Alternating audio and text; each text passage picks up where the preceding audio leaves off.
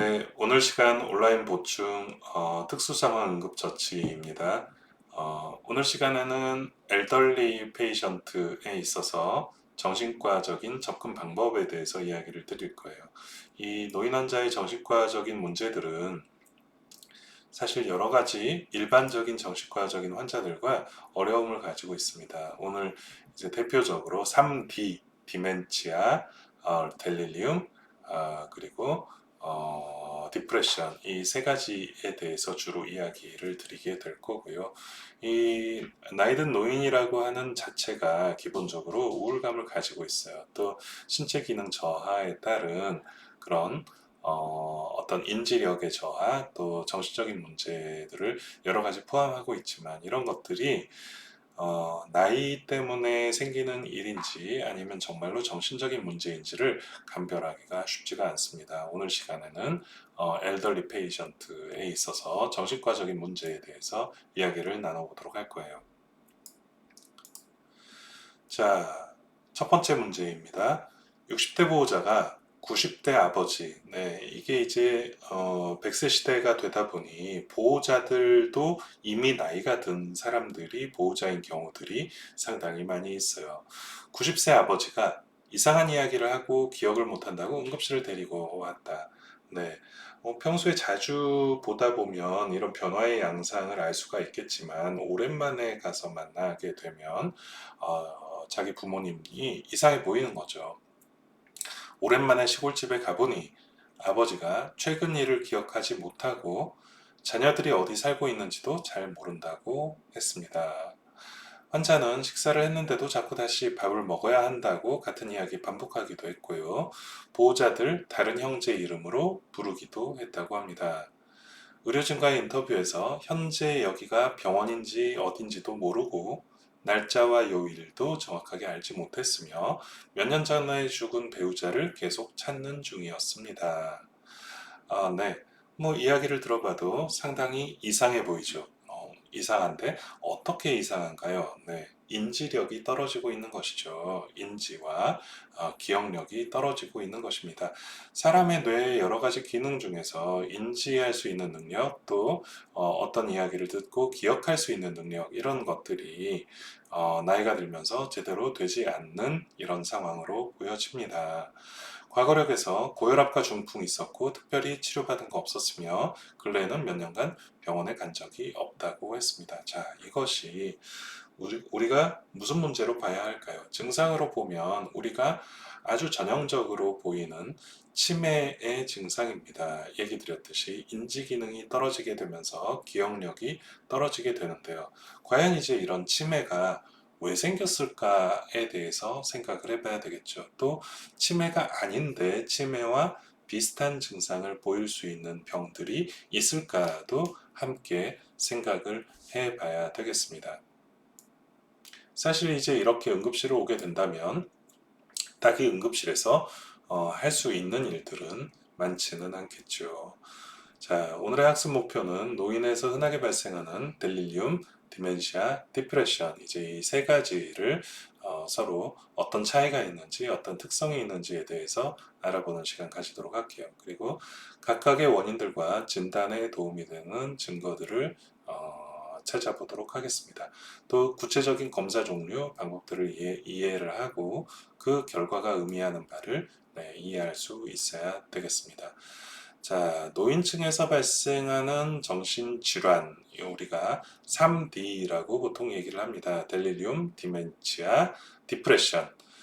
델리리움은 보통 선망이라고 보통 한국말로 번역이 되는데 디멘시아는 치매고요. 디프레션 우울증이죠. 이게 다 D로 시작하기 때문에 3D라고 이야기를 하고요.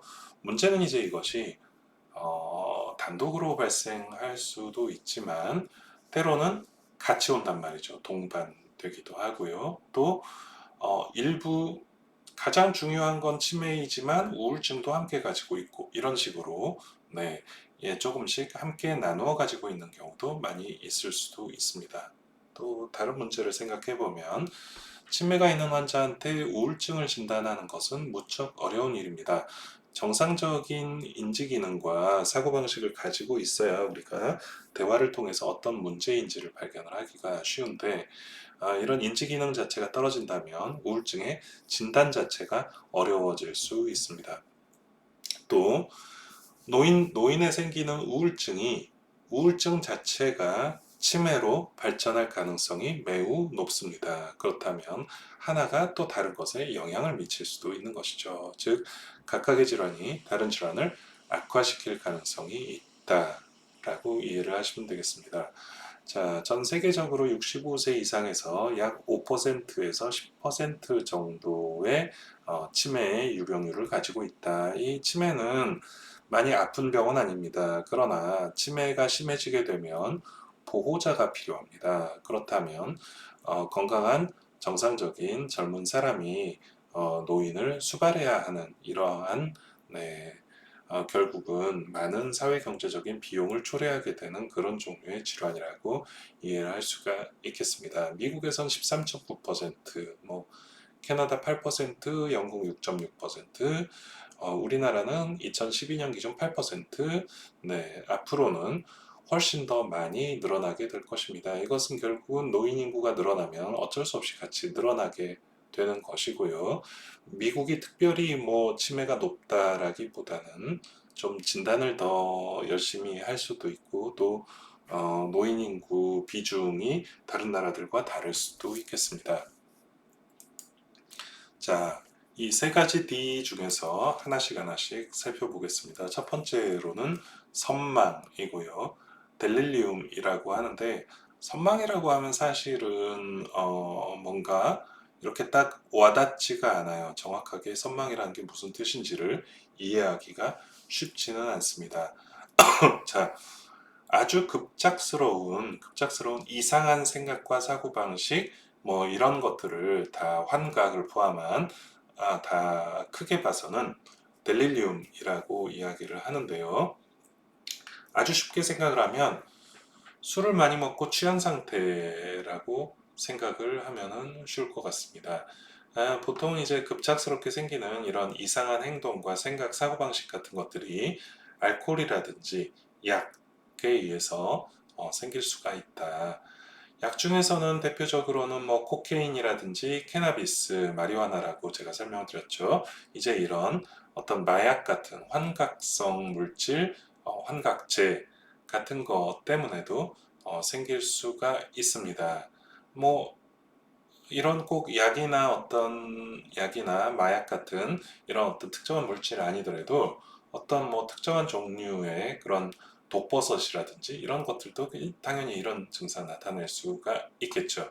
이런 것이 중독이어도 나타날 수 있고 중독되어 있다가 금단 증상으로도 나타날 수가 있습니다.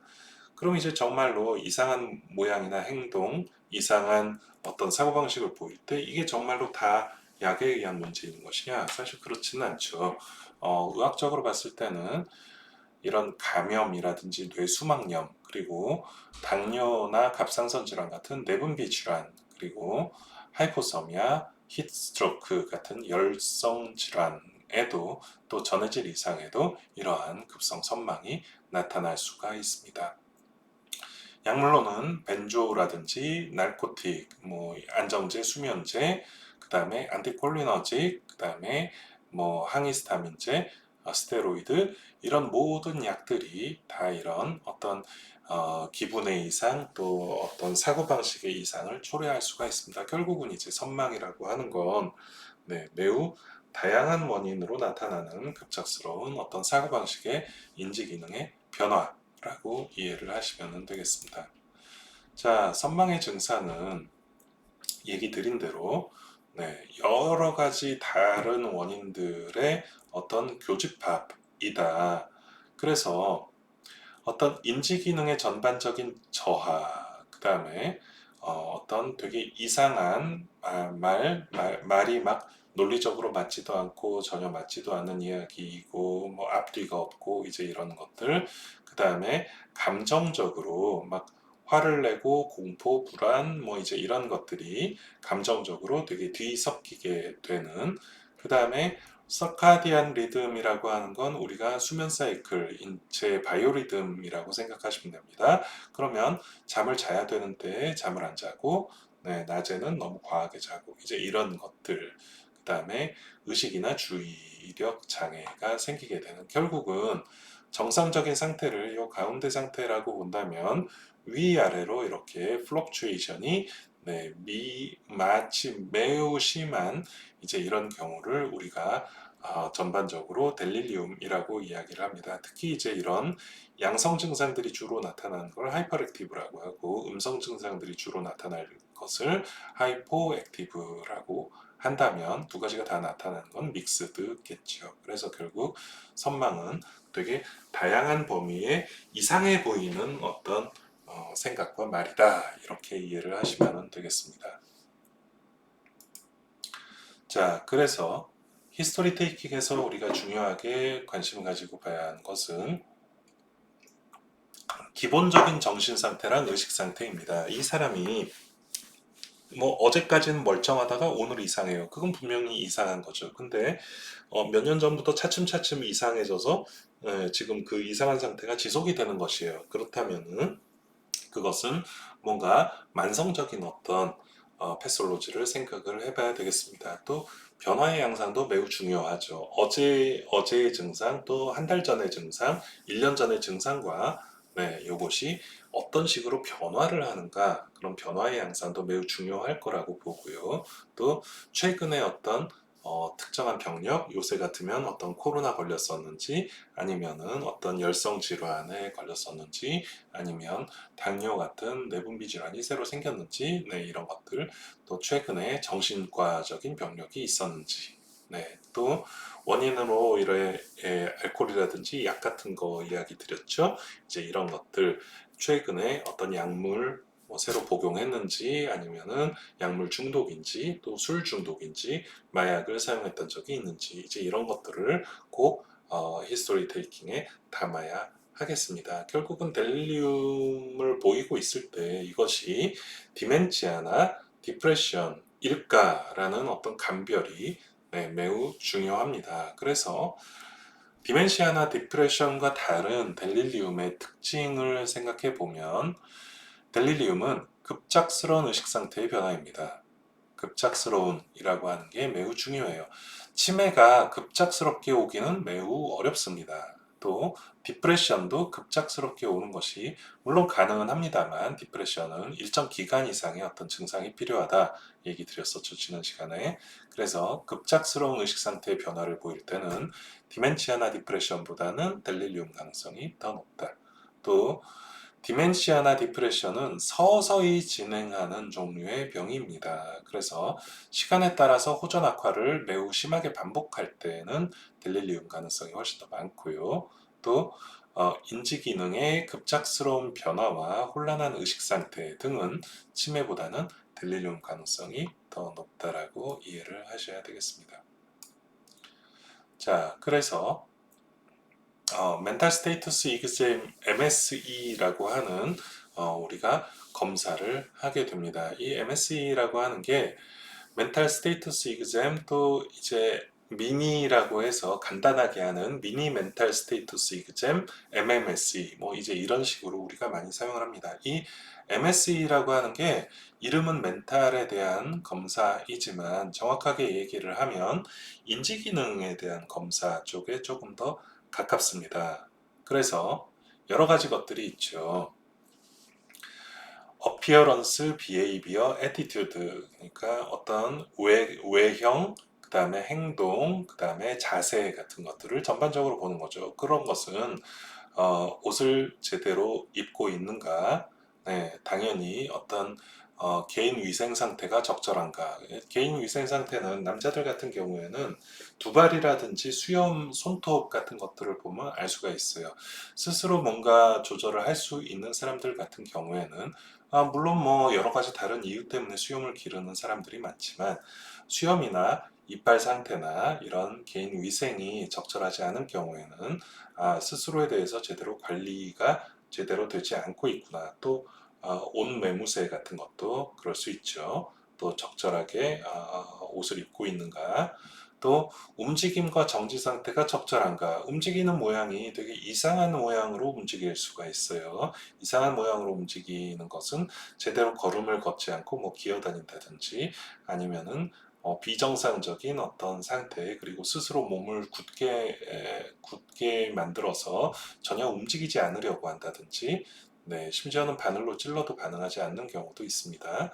또 언어 반응이 적절한지, 뭐 이름을 이야기할 수 있는지 이제 이런 것들, 그리고 적절한 대화가 가능한지, 그 다음에 생각에 어떤 이상이 있는지, 생각이 논리적이고 정연한가. 이것은 내가 아프니 병원에 왔어요. 이제 이런 것들은 좀 논리 정연한 이야기들이죠. 근데 왜 지금 여기 왔는지 이해를 못하고 있고, 또 잘못된 믿음이나 생각, 뭐 대표적으로 환청이나 환시가 대표적이죠. 내 귀에서 자꾸 뭐 무슨 이상한 이야기가 들려요. 뭐 이제 이런 것들.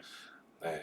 그리고 스스로를 너무 과대하게 생각하는 과대망상 같은 것들이 있는지, 또 자신이나 타인을 해할 가능성이 있는지, 네. 그 다음에 퍼셉션, 인지 기능에 어떤 이상이 있는지, 환각이 존재하는지, 그 다음에 무드랑 어펙트는 감정이에요. 적절한 정서 반응, 예를 들어서 누가 뭐 아파요, 다쳤어요, 울어요, 그러면은 슬퍼해야죠. 이게 이제 정상적인 정서 반응이죠. 근데 뭐 누가 죽었어요. 근데 웃어. 그렇다면 적절한 정서 반응이 아니겠죠. 이런 감정 반응이 상황에 맞는가도 판단을 해야 되겠고요. 그리고 주변 상황을 적절하게 이해하고 있는가. 여기가 병원이고 우리가 의료진인데 마치 여기가 회사고 뭐 옆에 있는 사람들이 자기 부하 직원인 것처럼 대한다든지 이제 이런 것들이 다 이상하다 아니다를 판단하는 기준들이 되겠습니다. 자, 그 다음에 컨퓨전 어세스먼트 가 있습니다. 컨퓨전 어세스먼트 스케일은 캠이라고 우리가 간단하게 이야기를 하는데 갑자기 이상한 의식 상태와 이런 막 왔다 갔다 하는 그런 정서 상태와 인지 상태를 보인다. 네, 그래서 주의 집중이 안 되고 그 다음에 disorganized thinking 그러니까 약간 구조화되지 않은 이상한 생각과 말을 보일 때 네. 그 다음에 이 의식 상태가 변하는 것은 사실은 조금은 다를 수가 있습니다. 그렇다면 이런 상황은 우리가 델리리움으로 판단을 할 수가 있다. 이게 이제 캠인데요. 뭐 너무 단순하다 보니까 사실은 그렇게 믿음직스러운 이야기들은 아니죠. 우리가 의식 상태 자체가 변하는 것은 대사성 질환이라든지 뇌세포의 어떤 뇌 쪽에 문제가 직접 생겨도 그럴 수가 있기 때문에 우리가 급작스러운 어떤 의식 상태나 생각의 변화와 주의 집중 저하 그리고 이상한 이야기를 할 때 이것은 네, 델리리움이라고 판단할 충분하진 않지만 그래도 가능성이 높은 생각이 되겠습니다. 자, 가능한 빠른 시간에 혈당을 체크해야 되고요. 일반적인 환자와 동일하게 기저질환이 있는지 네, 여러 질환들에 대한 메디칼 익제미네이션을 해야 되고요. 반드시 필요한 것은 브레인 CT, 머리 찍어봐야죠. 그리고 약물 검사 해봐야 되겠죠. 심장 쪽에 문제가 있는지 심전도 찍어봐야 되고요. 그리고 여러 가지 혈액 검사들을 통해서 의학적인 상태가 어떤 상태인지를 확인해 보아야 합니다. 자, 그러면 델리리움이 한번 생기면 이게 뭐 불치병인가요? 그렇지 않습니다. 생기게 된 원인에 따라서 치료를 하면 금방 괜찮아질 수도 있어요. 그것이 바로 리버시블 코스가 되겠습니다. 델리리움에서 다시 이제 거꾸로 회복될 가능성이 높은 상황들. 그래서 약자로 델릴리움이라고 해서 드럭, 일렉트롤라이트, 렉 오브 드럭 이건 이제 약을 금단 증상이죠. 감염, 인펙션, 그 다음에 센서리 인풋이 감소했을 때도 이럴 수 있다. 그 다음에 인트라크라니얼 쪽에 뇌 안에 문제가 있을 때 또 UTI라든지 소변이 불편할 때, 또 심장의 문제, 폐의 문제인 경우에는 이런 것들을 치료하면 다시 델리리움에서 회복이 될 수 있다. 네, 뭐 위험한 약들은 아까 이제 쭉 설명드렸죠. 마약이라든지 벤조, 바비트레이트, 그다음에 항정신병약, 파킨슨약, 우울증약 이런 것들이 다 위험한 델리리움을 초래할 수 있는 종류의 약이 되겠습니다. 자, 델리리움 다음으로는 이제 치매, 디멘치아. 네, 뭐 가장 흔하고 가장 많죠. 그리고 다른 병들에 선행할 수도 있고 다른 병들 때문에 생길 수도 있습니다. 자, 치매 정의가 중요한데요. 그럼 얼마나 이게 안 좋아져야 치매라고 이야기를 할 것이냐? 정상적인 생활을 해오던 사람이 다양한 원인으로 기억, 언어, 판단력 등 인지 기능이 떨어져서 일상생활에 지장이 있을 때 우리가 치매라고 이야기를 합니다. 뭐 일시적으로 뭔가 잘 기억이 안 날 수도 있어요. 내가 뭔가 생각해놓고 잊어버릴 수도 있어요. 그러나 그것은 치매는 아니고요. DSM-4 진단 기준을 보면 기억장애, 인지장애, 뭐 실어, 실행, 실인, 실행 가능한 것들 이런 것들이 심각한 장애를 초래해서 네, 그리고 이것이 선망의 경과 중에 나타난 것이 아닐 경우에는 치매라고 진단을 한다. 즉 기억력 장애와 인지 장애 한 가지 이상이 있을 때 그리고 이것이 심각한 장애를 초래한다면 이것을 치매라고 정의한다. 이렇게 이야기를 하고 있어요. 자, 그래서 MMSE라고 되어 있죠. 이게 이제 MMSE 디멘치아 스크리닝이라고 해서 DS라고 하는 한국어판으로 간이 정신상태 검사가 있습니다. 그래서 총점은 30점이에요. 총점은 30점이고 맞고 틀리고 1.0점으로 합니다. 올해 몇 년도인가요? 무슨 계절인가요? 며칠, 무슨 요일, 지금 몇 월입니까? 네, 지금 여기가 무슨 시, 무슨 도, 네, 무슨 시군, 무슨 동, 몇 층, 장소 이름, 그 다음에 세 개 물어보고 따라해 보세요. 나무, 자동차, 모자, 네, 이렇게 해서 각각 점수 매기고요. 그 다음에 100에서 700이 합니다. 이 100에서 700이가 생각보다 어려워요. 네, 뭐 유치원생들도 쉽지 않게 좀 생각을 많이 하고 답을 하죠. 근데 어, 과연 뭐 이게 적절하냐에 대한 이야기는 좀 이따 다시 해드리겠습니다. 그 다음에 시계 몇인지 보고 간장 공장 공장장 뭐 이런 거. 그 다음에 도형 그려보세요. 네. 그 다음에 의미를 파악하는 옷을 빨아서 입는 이유는 무엇인가요? 티끌모아태사는 무슨 난놓고 기억자는 무슨 뜻인가요? 뭐 이제 이런 것들을 쭉 물어보고 검사를 합니다. 그래서 총점 30점 만점이라고 보고요. 30점 만점 중에서 24점 이하는 우리가 인지장애라고 이야기를 하고요. 19점 이하는 치매라고 이야기를 합니다. 근데 이제 이것은 확진 검사가 아니라 선별 검사라는 걸 이해를 하셔야 돼요. 네, 세계적으로 가장 많이 사용하는 것은 맞습니다. 근데 우리나라랑 다른 나라가 다르겠죠. 또 교육의 정도에 따라서 당연히 초등학교를 졸업한 분, 또 고등학교, 대학교를 졸업한 분이 당연히 점수 차이가 나겠죠. 이제 이런 것들을 보정을 해서 결과표로 사용을 합니다.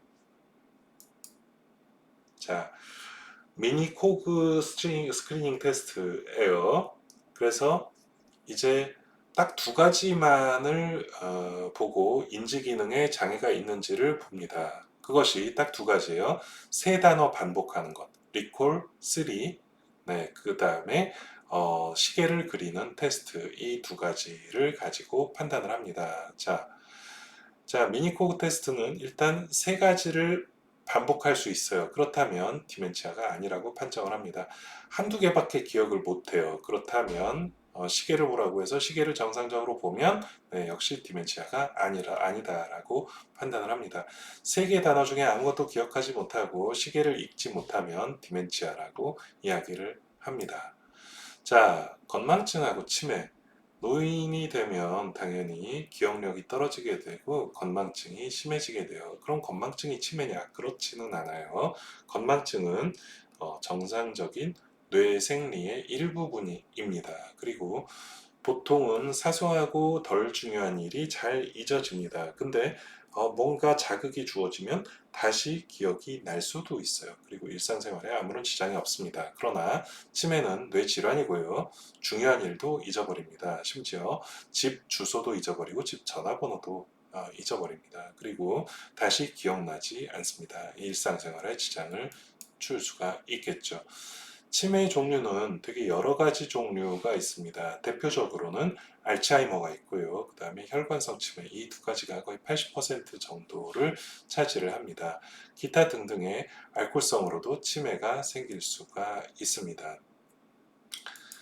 알츠하이머는요, 베타 아밀로이드라고 하는 이러한 특정 단백질이 신경섬유다발의 신경세포를 사멸시키면서 생기게 되는, 결국은 신경세포가 뇌 안에서 죽게 되는 이유를 알 수 없는 병이 바로 알츠하이머입니다. 결국은 시간의 차항이라고 타임 윈도우라고 얘기를 하는데 20년 정도 축적이 된 알파, 베타, 이 아밀로이드가 결국은 뇌 기능을 떨어뜨리게 만드는데 왜 생기는지에 대해서는 아직은 알 수가 없어요. 즉 해마가 있는 측두엽에서 전두엽, 후두엽, 두정엽에도 시간이 지나면서 차츰 침착이 됩니다. 그래서 알츠하이머가 생기게 되면 정상적인 뇌가 이렇다면 손상된 뇌는 차츰 위축이 되면서 기능 자체가 전반적으로 떨어지게 됩니다. 치매의 가장 많은 원인을 차지를 하는 것이고요. 자, 마지막으로 디프레션에 대해서 이야기를 드리겠습니다. 디프레션은 일반적인 성인의 디프레션보다 노인의 우울증이 훨씬 더 좀 뭐라고 할까요? 진단 자체도 어렵고 치료 자체도 어렵습니다. 델리리움, 디멘치아, 사이코시스 이 세 가지를 각각 비교를 해본다면 델리리움은 뭐 급성으로 생기고 디멘시아는 슬로우하게 생긴다 얘기 드렸었고요. 한번 쭉 읽어보면 다 충분히 이해할 수 있을 만한 내용입니다. 자, 노인에서 우울증은 기본적으로 우울감을 가지고 있다라는 특징을 가지고 있어요. 노인들은 본인의 신체 기능 저하 또 인지 기능의 저하 때문에 기본적으로 우울감을 가지고 있습니다. 또 신체 활동도 떨어지게 되고요. 사회 활동도 떨어지게 돼서 조기 발견이 매우 어렵습니다. 65세 이상에서는 자살의 고위험군에 해당합니다. 또 전조 증상이 따로 없기 때문에 매우 위험하다. 우울증과 동반한 자살의 고위험군은 건강 상태가 나쁘거나 수면 상태가 좋지 않고 알코올 의존성, 또 자신감 저하, 신체 기능 저하 및 질환, 또 이 나이 때 대부분 은퇴를 하죠. 이런 은퇴와 관련한 이런 자살 시도가 상당히 고위험군에 속하게 되겠습니다. 자, 뭐 여러 가지 이야기들이 있지만 일단 인지 기능에 대한 MMSE 같은 그런 테스트들이 있었다. 이제 그런 테스트들의 이유는 정말로 치매인지를 우리가 선별 검사를 위해서 필요한 것이고요. 또 그렇게 검사들이 있는 이유 자체가 이것이 어, 디멘치아냐 아니면 디프레션이냐 이제 이런 것들을 구분하기가 쉽지가 않기 때문에 그렇습니다. 우울증에 대한 이야기는 다음 시간이나 다다음 시간에 다시 한번 따로 우울증에 대해서 이야기를 드릴 예정이고요. 중요한 점은 노인에 있어서는 선망이나 치매, 우울증이 세 개가 매우 비슷하다. 또 단독으로 오기도 하고 겹쳐지기도 한다. 또 하나가 다른 하나를 유발하기도 하고 또 다른 하나 때문에 다른 것이 생기기도 한다.